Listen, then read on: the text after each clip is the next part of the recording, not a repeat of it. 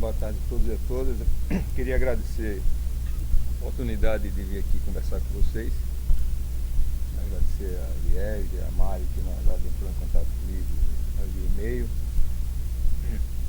E na verdade eu fiquei me perguntando o que é que eu vou falar, tá certo, numa reunião desse tipo. E eu resolvi fazer exatamente o quê? Quer dizer, você tem duas alternativas quando você vai falar de análise de conjuntura. Ou você faz uma análise sistemática, que tem metodologias mais ou menos consagradas, e uma delas, que é uma das minhas principais referências intelectuais, é uma sugestão no livro Maquiavel, Notas sobre o Estado e a Política de Gramsci, que tem o caderno 13, Breves Notas sobre a Política de Maquiavel, onde ele dá uma espécie de roteiro de como é que você faz uma análise, que ele chama análise da situação. Análise da situação, análise da conjuntura. Eu, por falta de tempo, por falta de competência, né, não vou fazer aqui uma análise sistemática, eu vou fazer, na verdade, uma opinião organizada, por isso que eu anotei aqui algumas coisas no papel. A letra está um pouco maior, porque quando a gente está ficando velho, né, a letra pequena, né, e tem que botar um espaço grande entre uma linha e outra. Mas basicamente eu acho que é o seguinte, eu acho que Gramsci é uma referência interessante, até porque hoje a direita brasileira identifica de forma, a meu ver, inadequadamente, que o PT adota uma estratégia gramsciana. O PT não adota uma estratégia gramsciana. A direita diz que o PT, a luta pela hegemonia é a principal estratégia do PT. Eu discordo frontalmente, porque eu acho que o PT não faz isso, deveria fazer, mas não faz isso. Bom, acho que a primeira coisa importante no Gramsci, quando a gente vai... o Gramsci ele diferencia a grande política da política miúda, a política do dia a dia. A política do dia a dia é essa política que você vê no jornal, na revista, na televisão, etc. E onde, na verdade, são os personagens, né? A mídia, inclusive, cria uma narrativa meio romantizada, né? Há um drama meio ficcional no tratamento da política. A política é vista, na verdade, com uma espécie de enquadramento, né? De luta entre bem e o mal, né? Enfim. E desconhece, na verdade, que, primeiro, né, a política é um espaço, por excelência, da expressão dos interesses organizados existentes na sociedade. Todos os interesses na sociedade capitalista são legítimos, devem existir, devem se expressar, e que o conflito e as contradições são a matéria-prima da política. Né? Mas a mídia, a visão do senso comum que está impregnada pela mídia, que a mídia termina por reproduzir, ela termina, você não consegue ver que por trás dos personagens há, na verdade, estruturas e há projetos em disputa. E aí é que está a grande política. A grande política é a política que você relaciona exatamente, que é a política miúda, ou faz a crítica da política miúda, desvendando o que está, quais são os projetos, quais são os interesses estruturais que estão subjacentes à política miúda. E o Gramsci ele sugere o seguinte, ele sugere que quando você vai fazer uma análise de situação, uma análise de conjuntura, você tem que analisar fazer três tipos de análise. Política para Gramsci é relação de forças, isso é um conceito fundamental. E ele disse que você tem que analisar a relação de força em três níveis. A relação entre as forças sociais, a relação entre as forças políticas e a relação entre as forças militares. Claro que uma das coisas que distingue o Gramsci dentro da reflexão ou da produção teórica do marxismo é o uso de metáforas criativas. O uso das metáforas criativas terminaram por elastecer enormemente o dogmatismo e superar o dogmatismo que era vigente na Terceira Internacional. O Gramsci vai além de Lênin, mas não rompe totalmente com Lênin, o que é uma pena em alguns momentos. Outra coisa que eu queria dizer, não estou identificado com nenhuma posição dentro do PT, tá certo? Não tenho compromisso com nenhuma das correntes do PT, então aqui eu estou aqui para conversar e opinar sobre aquilo que eu penso, né? Sem ter nenhuma pretensão de agradar ou desagradar ninguém. Eu estou vendo aqui um espaço como um espaço de interlocução, de construção, né, da opinião, a partir exatamente da pluralidade de ideias. Então o que é que o Gramsci, né, sugere? Sugere o seguinte: primeiro, quando você vai analisar a política, você tem que saber o seguinte: quais são os interesses sociais que estão presentes ali, os interesses econômicos, ou seja, qual é a estrutura de grupos sociais e classes sociais que estão presentes. Segundo, qual é o nível de organização desses grupos, que é o nível exatamente da relação política, ou seja, qual é o nível de organização, de autoconsciência, de homogeneidade desses grupos. Desde o nível que você tem um nível de organização no plano econômico, ainda meramente corporativo, até a possibilidade desses grupos começarem a disputarem, né, o papel, o protagonismo de serem agentes de um projeto universalizador para a sociedade. Ou seja, os grupos saem do corporativismo econômico imediato quando eles se propõem a representar além dos seus próprios interesses. Quando eles pretendem representar os interesses de todos, que é exatamente no momento que ele está disputando a hegemonia. Depois eu vou analisar cada uma dessas coisinhas que eu estou falando aqui, ou comentar rapidamente, e dizer que o último nível de análise é a análise que ele chama de relações militares, que na verdade é o nível, não do enfrentamento militar, mas é o nível da capacidade de mobilização e de confrontação de fato entre os grupos sociais. A gente está na próxima sexta, no próximo domingo, diante de um teste desses da história. Certo? Qual é a capacidade de fato que os grupos e as suas alianças, os blocos de classe, eles têm no enfrentamento, né, das questões mais candentes de algumas situações históricas. Então, quer dizer, na verdade é o seguinte, esses três níveis, obviamente, que não vou fazer aqui sistematicamente, né? Eu estou dizendo que o Gramsci sugere que a gente, para fazer uma análise de conjuntura, a gente deveria conjugar a análise da relação de forças nesses três níveis, em articulação, né?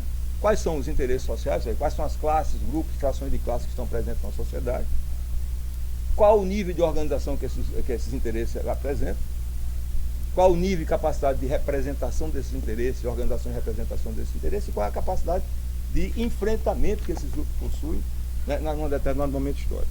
E é isso que você está chamando de relações militares. Relações militares. Eu não, o Gramsci chamava relações militares, eu estou traduzindo aqui, tá certo, livremente, como a análise da possibilidade, da capacidade de mobilização e enfrentamento entre os grupos e as classes sociais.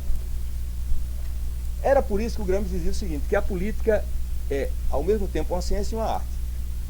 Então ele diz que ele fala, em um momento ele fala da ciência da política, em outro momento ele fala a arte da política. Né? Então, quer dizer, na verdade, no fundo, quando você vai analisar a conjuntura, você tem que ver o seguinte, bem aqui, por trás da disputa entre pessoas, por trás de Eduardo Cunha, de Renan Calheiros, de Aécio Neves, o que é que existe? Existe esses personagens, eles falam por si só, ou eles esgotam o entendimento da política neles mesmos? Não. Tá? Essa é a aparência imediata que é enganadora. Você precisa ir além da aparência, saber o que é que eles representam. E esse processo de identificar o que é que eles representam é um processo que exige uma certa, vamos dizer assim, uma certa perícia, inclusive intelectual. Tá? Então, na verdade, é o seguinte, quer dizer, é um pouco um paralelo que o Gramsci faz, mas que é bem parecido com o que Maquiavel fazia, com a questão da virtude e da fortuna. A virtude é exatamente a capacidade que tem o príncipe de conquistar e manter o poder, e a fortuna são as circunstâncias. Tá certo? Então, quer dizer, é estrutura e conjuntura. Né? Então, na verdade, no fundo, uma análise da situação política requer que você entenda quais são os elementos estruturais que estão presentes naquele momento, que são, em última análise, elementos explicativos fundamentais, e quais são os momentos ocasionais, como aqueles interesses estruturais eles se configuram num determinado momento, que é exatamente no nível da conjuntura. Se a gente faz um panorama grosseiro, né, da sociedade brasileira, porque eu não tive tempo, como eu falei, de fazer isso, a gente vê claramente o seguinte: do ponto de vista dos interesses, você tem um processo de desindustrialização. O Brasil, não de agora, como a direita procura exatamente incutir na opinião pública, mas esse processo já vem desde o início dos anos 90, há um processo de regressão da importância da indústria na estrutura econômica brasileira.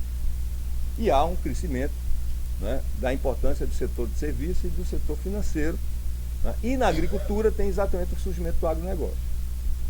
Eu não teria medo de errar, né, apesar da simplificação, de dizer que hoje a economia brasileira, a dinâmica da economia brasileira depende em grande medida de quê? Do agronegócio. Eu acho que talvez seja o setor mais ativo, mais dinâmico, né? E foi por isso que eu não me espantei, não gostei, mas não me espantei e não fui fazer zoada quando Dilma chamou Cátia Abreu para compor o ministério. Porque ela sabia que aquela ali representava o que havia de mais dinâmico, por mais que a gente saiba que do potencial conservador, até mesmo reacionário, que tem o agronegócio do Brasil, inclusive,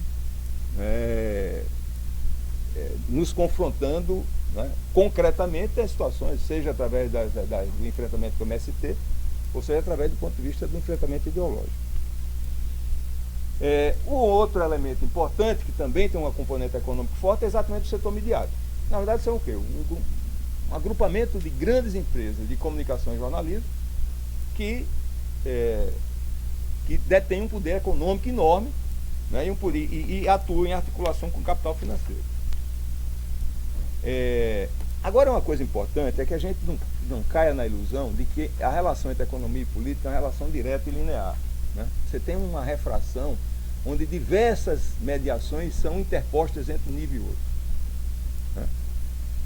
Então, quer dizer, e é exatamente por isso, quando a gente vai pensar a política, a gente tem que fazer uma referência à economia, mas não pode rebater a política diretamente no plano da economia dos interesses econômicos.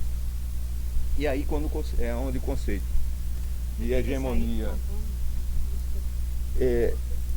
os marxistas, o PT não é um partido marxista, mas tem alguns marxistas dentro do PT, né? Os marxistas têm o mau hábito intelectual de interpretar errado os textos de Marx e Engels, que afirmavam a prevalência das condições materiais de existência para você entender as sociedades.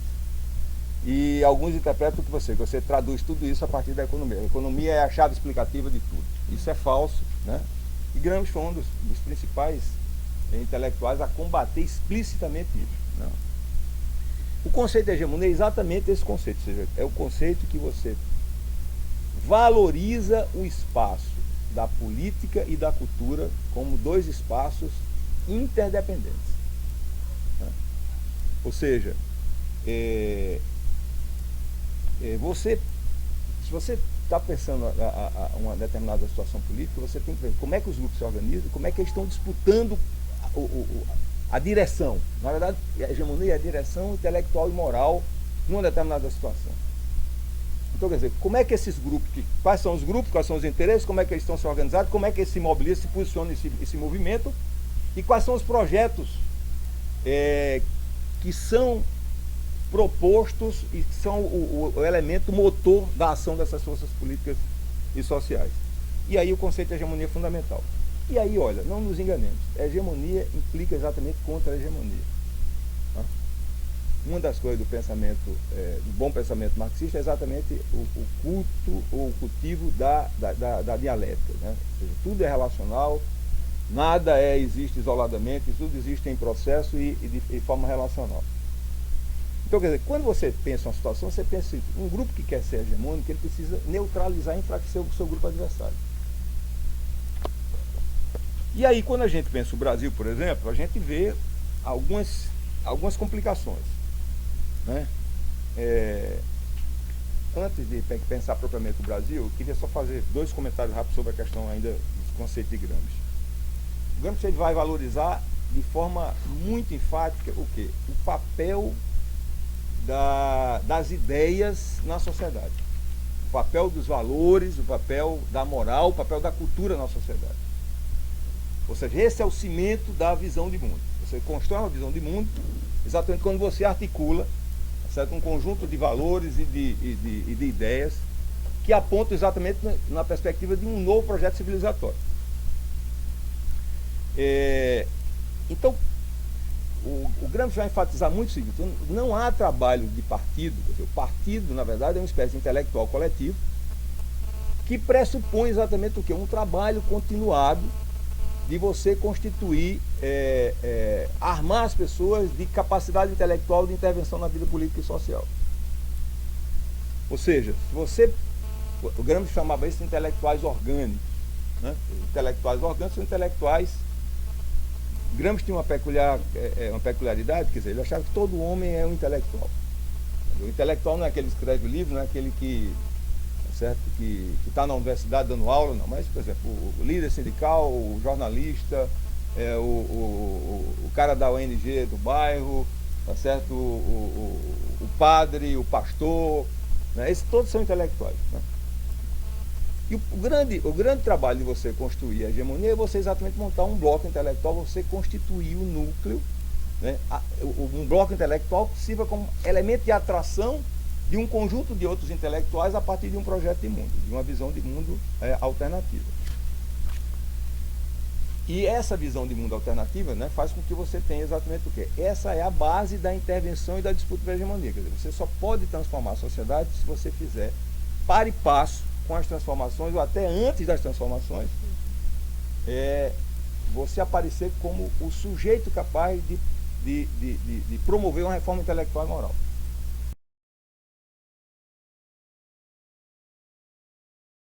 Antes de ser dominante, você tem que ser governante.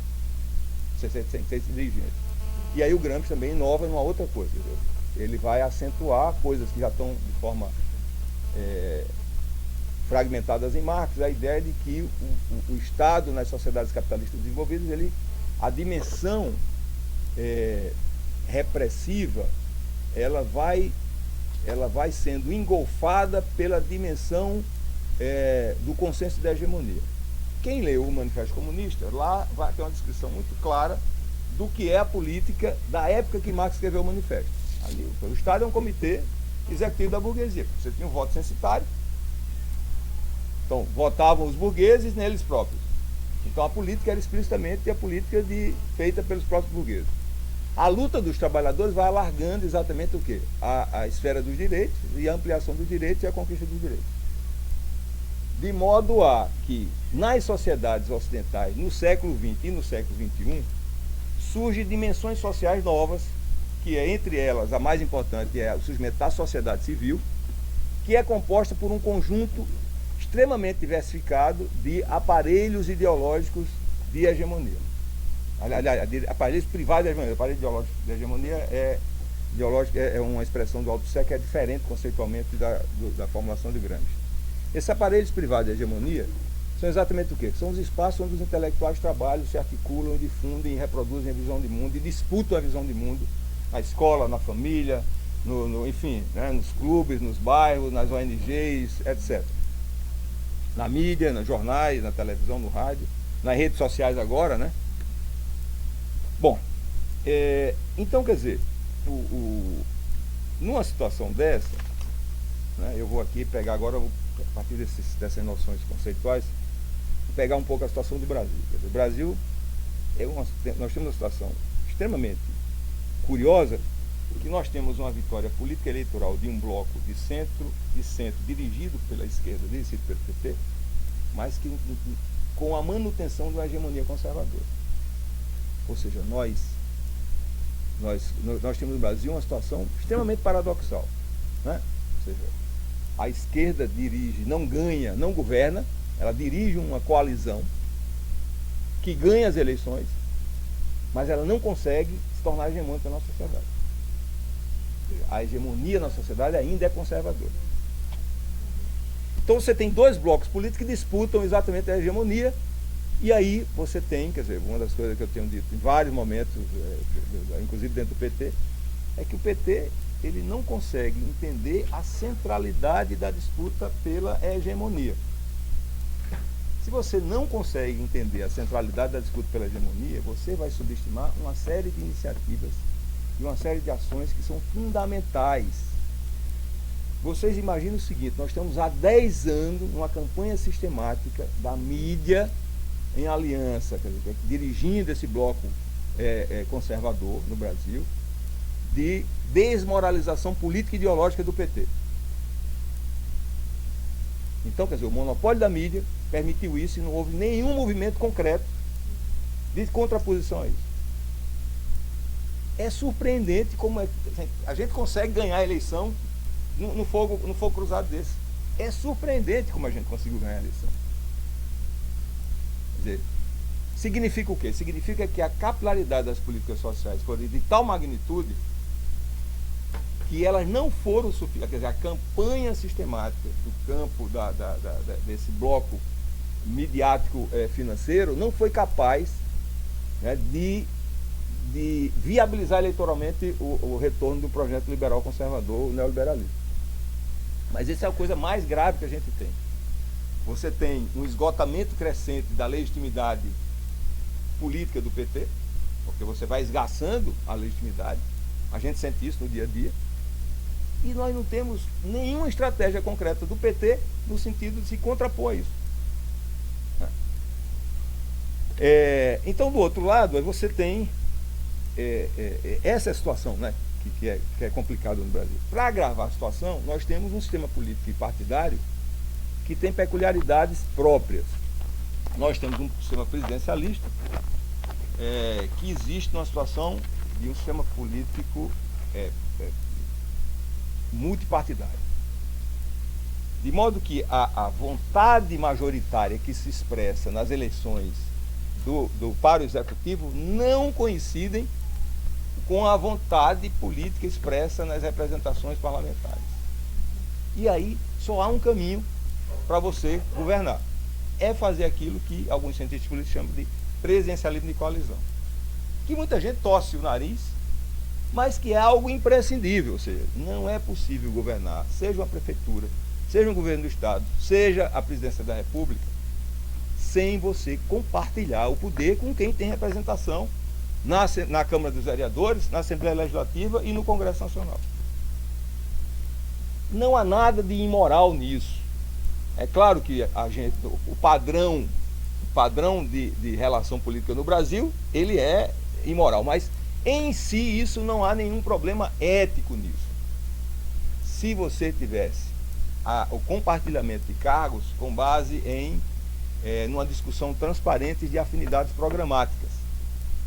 Não nos enganemos, a política, ela precisa de você mobilizar recursos.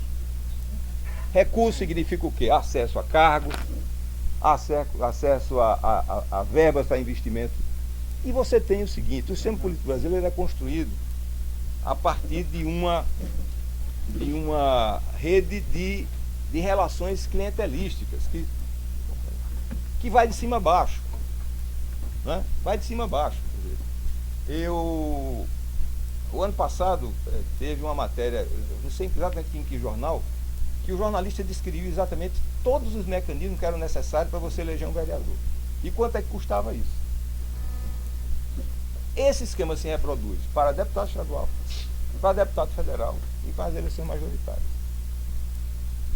Então, quer dizer, aí eu já coloco como foco, tá, a questão da reforma política, se você quiser desmontar esse sistema. Mas a questão do presidencialismo de coalizão, ele ficou... A grande dificuldade de você operar agora é que você teve um agravamento da fragmentação partidária. Então a base governista ficou mais frágil. Você teve uma redução das bancadas da esquerda, particularmente do PT e do PCdoB, um aumento da bancada conservadora, e a Operação Lava Jato travou o governo. Travou o governo em que sentido? Você não tinha muitas garantias de que você poderia compor os ministérios, ou seja, compartilhar ou dividir, tá certo, o aparato governamental com uma investigação em curso que você não sabia exatamente quem estava implicado. Quer dizer, eu acrescento a esse quadro, tá certo, extremamente complexo, duas tendências contraditórias de médio prazo que a gente tem no Brasil. A primeira, tá certo? Esse processo de você tem, o PT ganha 4 eleições seguidas, o que é um fato inédito na história política brasileira, mas vai gradativamente perdendo legitimidade. Ou seja, gradativamente vai se degradando a sua base de legitimidade. É tanto que a última eleição nós ganhamos, tá certo? Cabeça a cabeça. Né? E aí você tem, quer dizer, tem coisa mais curiosa do que você ter. Já em 2006, o lema de campanha de Alckmin era "Por um Brasil decente". Ou seja, o PSDB assume, ou seja, o que há de mais reacionário, mais conservador no Brasil, assume exatamente a bandeira da ética. E o PT termina sendo imputado ao papel exatamente da antiética ou da corrupção. Hoje é muito comum a gente no dia a dia achar que tem pessoas ingênuas que acham que a corrupção foi criada pelo PT. Né? O PT que criou a corrupção no Brasil. Ou seja, mostra o quanto nós precisamos trabalhar no plano da disputa da hegemonia para reverter isso. O que é espantoso é que o partido, ele não aponta nada nessa perspectiva. Estou falando de partidos internacionais. Não há uma... Pra você ter uma ideia, no livro de Marighella, no livro lá do Mário Marighella, o Magalhães, tem uma informação curiosíssima, falando, quando houve a legalização, a redemocratização em 45, só no Rio de Janeiro, o Partido Comunista tinha mais de 100 jornalistas contratados pelo partido. Naquela época, é um absurdo a gente não ter nada, uma estrutura profissionalizada para a produção de notícias e para o enfrentamento ideológico. É um absurdo. Com muito mais recurso do que, né? Antes de falar do ouro de Moscou, né? Percebi naquela época, além do Rio de Janeiro, que era o centro do Brasil, né? Tinha jornal em vários lugares. Tinha jornal em todas as capitais do Brasil. Exatamente. Jornal de massas. Ninguém vê esse um jornal nosso circulando, né? Bom, então eu vou voltar ao que eu estava chamando das duas tendências contraditórias que a gente está atravessando. Primeiro, né, você ganha eleitoralmente sem ter a hegemonia. Você ganha, mas não é hegemônico. Pelo contrário, você fica cada vez menos hegemônico, você vai perdendo a base de possibilidade de você se constituir numa nova hegemonia. E você convive com a situação exatamente de esgotamento das políticas de aproveitar a expansão do consumo do mercado interno, através do mercado interno. Ou seja, você vai esgotando as possibilidades que até agora o Brasil conseguiu escapar, né, do tsunami da crise financeira mundial de 2008, em razão exatamente das políticas anticíclicas e adotadas pelo governo Lula e pelo primeiro governo Dilma, com base no mercado interno. Distribuição de renda, aumento do consumo interno, etc. Só que esse modelo está esgotado. Você precisaria ir além. Quer dizer, como é que você precisa ir além, mas você não tem base política para isso? Veja que dilema. Você precisa avançar do ponto de vista das transformações que começaram a ser implementadas no plano da economia. Pois não.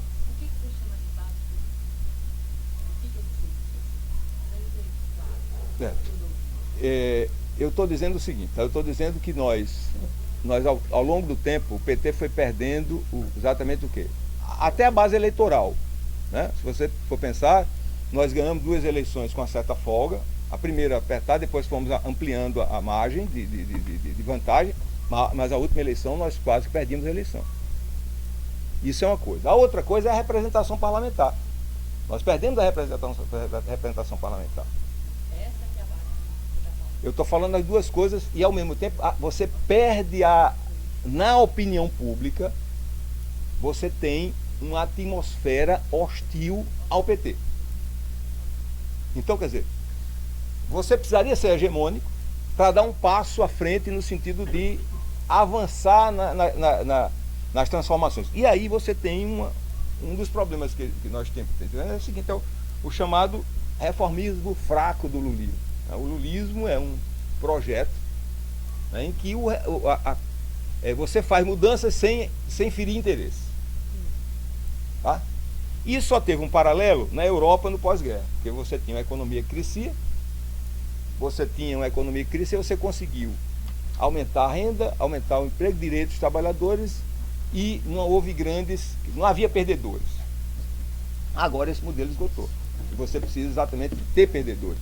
Só que você não tem força política para impor aqueles que são, na verdade, que ocupam o centro do sistema rentista. Você não tem como enfrentar o rentismo. Você não tem força política para enfrentar o rentismo. Então esse é um dos dilemas que nós temos hoje.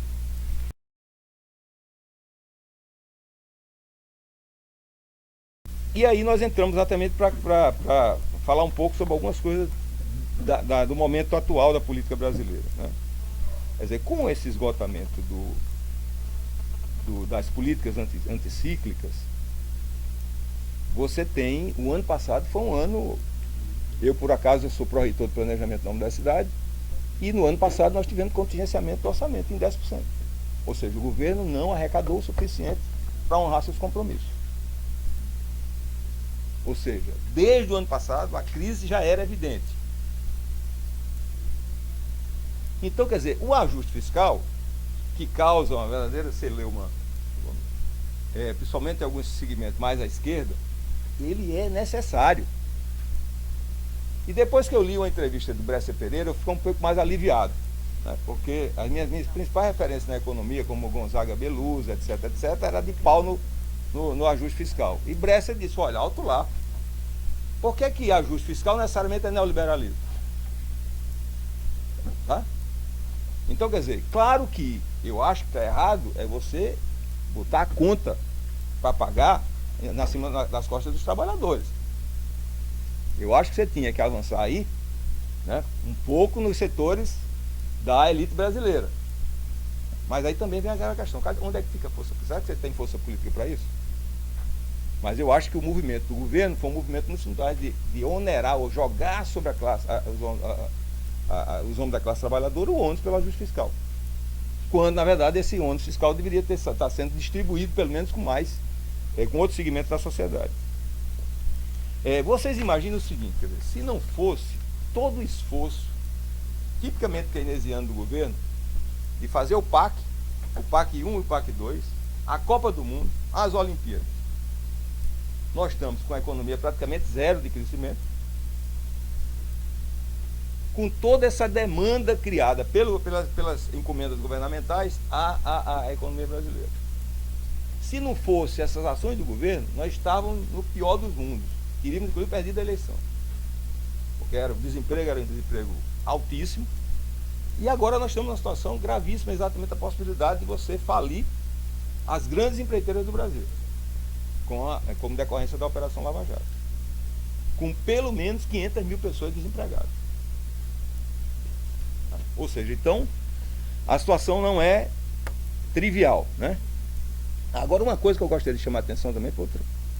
Eu acho que muita gente já vi, inclusive, alguns blogueiros que são interessantes, eu leio com frequência, dizer que o PMDB, a gente não pode mais contar com o PMDB. Eu acho que é um erro grave. Tá? Eu acho que o PMDB é um ponto de gravitação, não é um partido, é um aglomerado de lideranças regionais, de tradicionais ou oligarcas, mas tem um papel fundamental na política brasileira. Se você jogar o PMDB todinho contra você, você está em maus lençóis. Então precisa muita perícia, muita arte e muita ciência, como dizia Gramsci, em você lidar com esse monstro, né, que é o PMDB. Então, quer dizer, se dizer aqui uma coisa que vai talvez espantar muita gente, mas se Henrique não tivesse caído na tentação de ser governador e tivesse se mantido como deputado federal e fosse reconduzido à presidência da Câmara, nós estaríamos numa situação muito melhor do que estamos hoje. Provavelmente, como ele não está incluído, provavelmente ele vai ser ministro, tá? E a gente pode começar a pensar em ter algumas pontes dentro do PMDB, tá? Eu estou dizendo coisa aqui até para provocar vocês, tá? Mas, enfim. Ele não está incluindo, ele está excluindo. Bom, eu queria chamar a atenção para uma outra coisa, que muita gente, quando a gente fala na política brasileira, a gente esquece. A gente pensa que o Brasil existe isoladamente em relação ao mundo. Como a esquerda fez um movimento, né, de se distanciar do marxismo, alguns conceitos como imperialismo deixaram de ser, assim, chaves heurísticas importantes na interpretação da política. Mas olha, eu tenho me preocupado cada vez mais com a questão da importância geopolítica que o Brasil assumiu. Tá? O Brasil já tinha essa importância pelo fato de ser o maior país da América Latina. Mas o fato dele ter o pré-sal e ter um potencial enorme, exatamente se tornar um dos grandes produtores de petróleo, tornou o Brasil, além da ação de Lula no plano internacional, que colocou, tornou o Brasil um protagonista no cenário internacional, o Brasil hoje ocupa uma coisa fundamental em quê? Na questão dos BRICS, na questão do Mercosul. E aí, olha, eu não tenho dúvida, né, não sou adepto da teoria da conspiração, mas fico às vezes me perguntando se alguns colegas meus acreditam que não existe imperialismo de fato, né? Eu não acredito, tá certo, que os Estados Unidos, que tentam interferir no Iraque, na Líbia, que os Estados Unidos simplesmente esqueceu a América Latina. E eu não acredito nisso. Então eu acho que se a gente quer pensar o momento atual de crise, né, tem um jornalista que publicou no dia 18 de novembro um jornal online que é ligado à Academia Russa de Ciências. Ele disse que Dilma o título é: o presidente do Brasil é o próximo alvo de Washington. E a presidenta do Brasil é o próximo alvo de Washington. É o William Engdahl. William Engdahl. No New Western Outlook. Né? Então ele faz algumas considerações interessantes. Ele diz: onde Joe Biden aparece, desencadeia-se a chamada revolução colorida. Essa é a revolução de smartphone, de redes sociais. É muita coincidência, né? E aí ele chama a atenção do seguinte, tá? Que o Departamento de Estado, ele tem patrocinado no Brasil essa campanha de desinformação em torno dos escândalos de corrupção do governo. E a esse artigo eu li, agora dia 4, um artigo de Eric Nepomuceno, que é um jornalista lá na Carta Maior, chamado Na Nossa América Não Existe Coincidência Nem Acaso na Política. Onde ele diz o seguinte, que tem um cientista político chamado Gene Sharp, americano, que já está com 87 anos, que é professor emérito da Universidade de Massachusetts, que ele tem algumas ideias que têm sido, as ideias desse Sharp têm influenciado a estratégia internacional na América Latina e no mundo inteiro. Um exemplo é a chamada Revolução Egípcia. Inclusive, a relação ao Sharp, o Gene Sharp, há uma controvérsia, tá?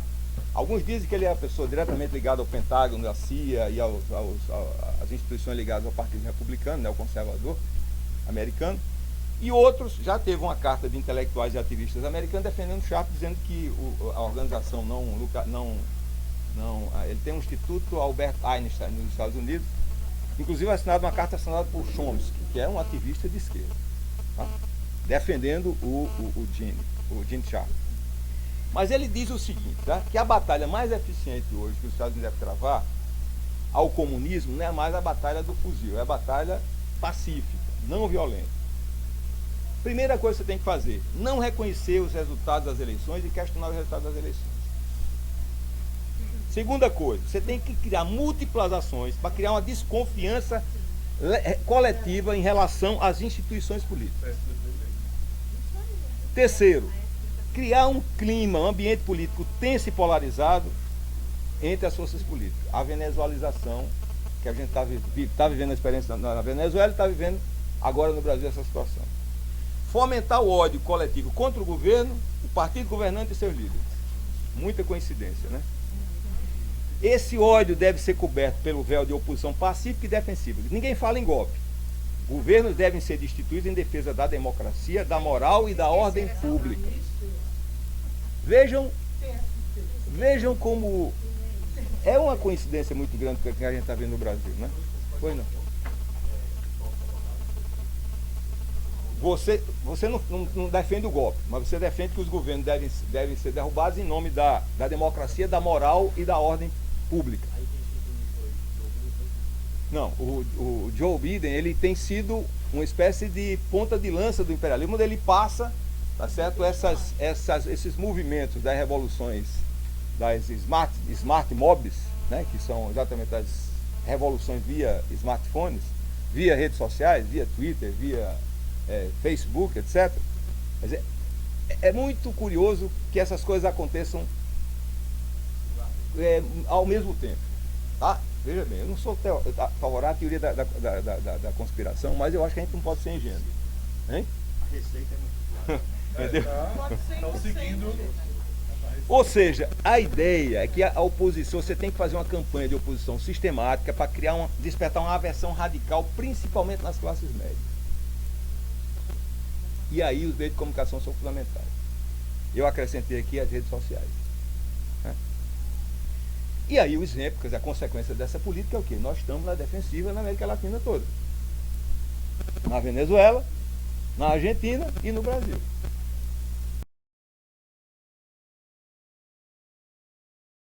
Mas do ponto de vista da importância para a América Latina, você não pode considerar Bolívia e Equador com a mesma importância que tem Venezuela, Argentina e Brasil.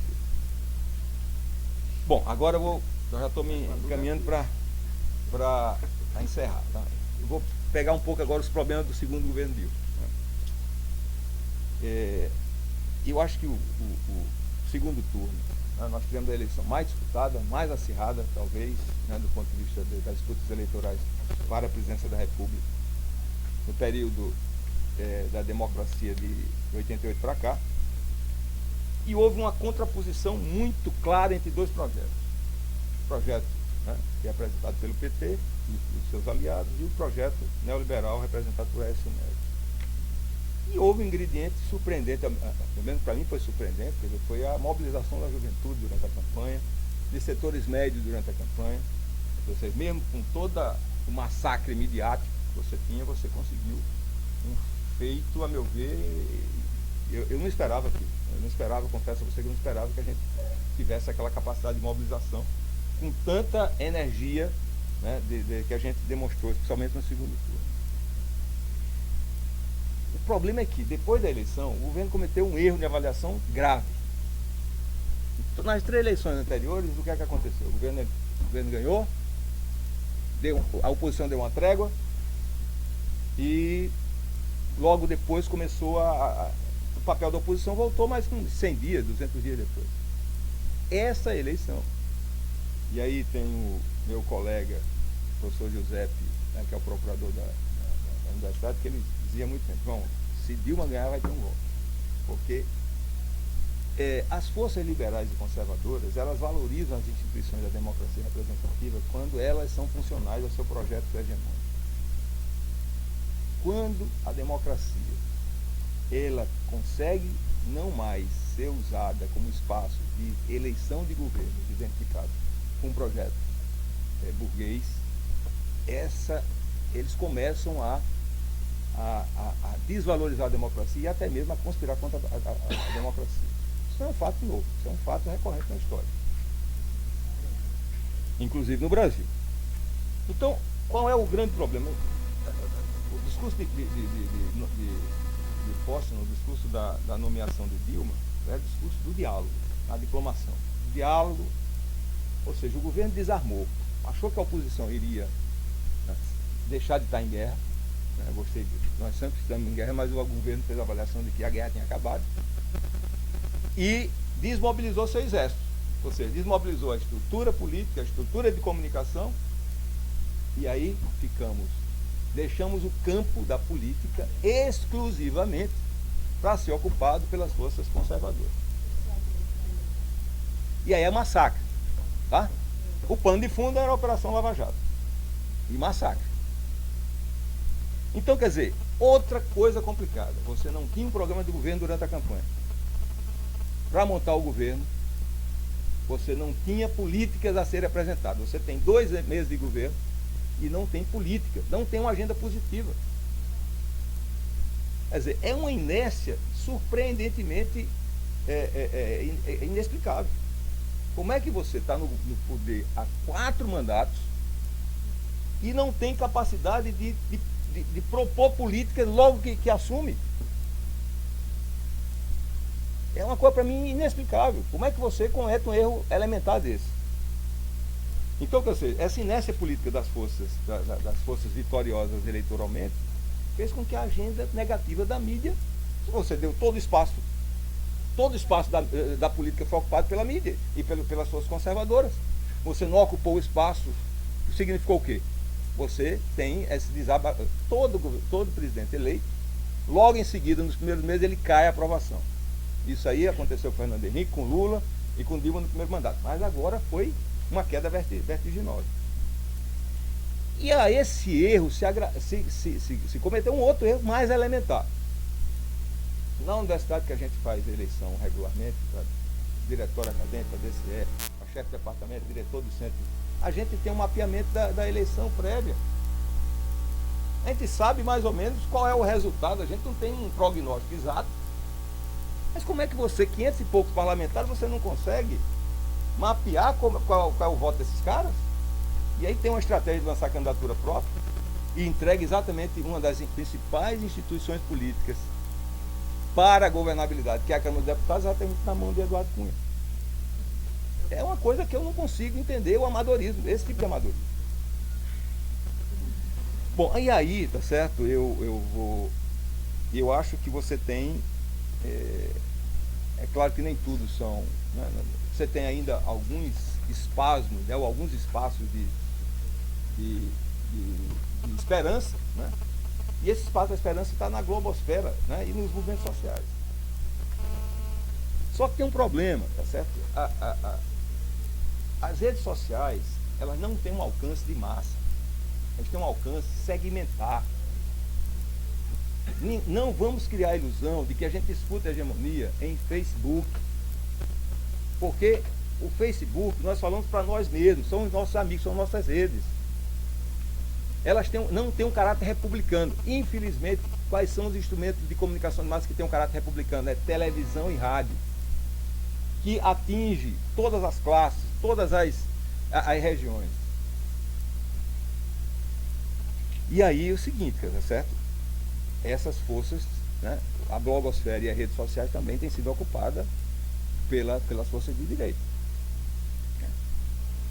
Para agravar a situação, a gente sabe que durante esses 3 mandatos, essas empresas, esses conglomerados de comunicação e de jornais foram sustentadas por verbas governamentais. Você não teve nenhuma estratégia de fortalecer a globosfera, a comunicação alternativa, a comunicação dos meios dos movimentos sociais. Ou seja, então, e esse é um dos erros mais graves. Bom, agora deixa eu só falar rapidamente da questão do desdobramento da Operação Lava Jato. Acho que a primeira coisa é que, praticamente, como não há indício de denúncia contra Dilma, o projeto de impeachment praticamente fica sepultado, né? A ideia das manifestações agora, dia 15, faziam parte de um roteiro, tá certo? De criar as condições políticas para você, tendo indícios, né, de envolvimento de Dilma, você criar as condições políticas no Congresso para desencadear o processo de impeachment. Como não há indício, a lista de Janot, né, não, o foco da crise vai para o Congresso Nacional.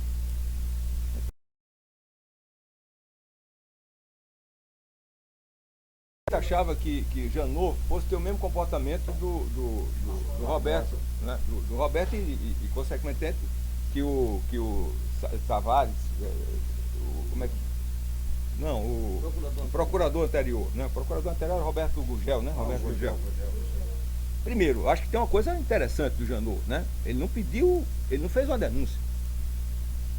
Ou seja, ele pediu a abertura de inquérito. Significa o seguinte, que com todas as arbitrariedades que o juiz Sérgio Moro cometeu, tá certo? No encarceramento, e na tentativa de tirar depoimento com base na tortura do encarceramento, dos executivos das empreiteiras, você não teve prova suficiente para comprovar as denúncias e incriminar as pessoas. Então é um fato interessante essa.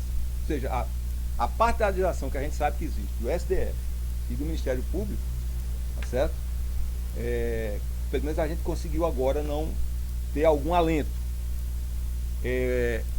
E aí eu acho que essas manifestações, né, que estão programadas para sexta-feira, pelo lado da esquerda e pelo lado da direita no domingo, elas podem até se constituir num ingrediente importante da conjuntura política, mas não estão mais articuladas, pelo menos momentaneamente não estão mais articuladas com um roteiro do golpismo, no sentido de você caracterizar, já reeditar a velha marcha com Deus pela liberdade que antecedeu o golpe de 64 para justificar exatamente o golpe. Bom, eu vou terminar dizendo o seguinte, tá? Eu acho que, nesse contexto, é um equívoco político você tentar radicalizar a esquerda. Você radicalizar a esquerda através da mobilização popular, da reafirmação do programa da campanha, é você apostar no isolamento político. E é você, exatamente, criar o espaço para que as forças conservadoras mantenham a iniciativa política. Eu gostaria de relembrar Gramsci, né? O Gramsci dizia que você tem que fazer a justa análise das forças e relações entre estrutura e conjuntura. E o Gramsci dizia o seguinte, que você tem que ter essa justa relação entre o orgânico e o ocasional. E é um erro grave, tá certo? Quando você cai no ideologismo, quando você faz uma análise voluntarista da realidade. Eu gostaria de concluir dizendo o seguinte, tá? Que o governo, ele precisa retomar imediatamente, tá certo, a iniciativa política. Nisso é importante que haja uma diferenciação, que muitas vezes se confundiu entre governo, partido, sindicatos e movimentos sociais. Eu acho que é importante que cada um faça o seu papel, sob pena de nós nos desarmarmos para a disputa política. Eu acho que o PT, ele tem e pode muitas vezes questionar coisas do governo. É tarefa do PT fazer isso. Não pode, obviamente, cair na irresponsabilidade política, mas ele não pode se confundir com que o governo é um governo de coalizão. Claro que é liderado pelo PT, mas uma coisa não é igual a outra. Então é necessário retomar, tá certo, a iniciativa política. É preciso que você tenha uma ação rápida no sentido de apresentar uma agenda positiva através de políticas concretas dos ministérios, de modo a mostrar que o governo o governo existe, porque na verdade atualmente o governo não existe. É necessário que você neutralize as forças de direita e as forças de centro, divida as forças de centro. Para isso eu reafirmo a importância do PMDB. Né? Eu acho que depende aí, eu acho que é um desperdício você colocar, por exemplo, o ex-governador da Bahia no Ministério da Defesa. Eu acho que é uma burrice política monumental. Aí você pegar um cara daquele, que podia estar operando a política. Bota o Pepe Vargas. Então, quer dizer, então você tem que retomar exatamente a mobilização dos movimentos sociais, retomar a iniciativa política e mais. Eu acho que se o PT não colocar a disputa pela hegemonia no centro das suas ações, você, na verdade, vai ser difícil você sair dessa situação de crise e de inércia política. E aí você tem temas que podem fazer isso. Defesa da democracia, defesa da Petrobras, defesa do pré-sal, reforma política, democratização da mídia. Agora, para isso é necessário exatamente o quê? Você ter iniciativa política para que você possa virar o jogo, ou disputar o jogo em melhores condições. É essa a minha opinião. Não estou aqui para agradar ninguém, tá certo? Não tenho compromisso com nenhuma das correntes do PT. E eu fico preocupado, tá, com o momento político e espero ter ajudado, pelo menos, a provocar vocês.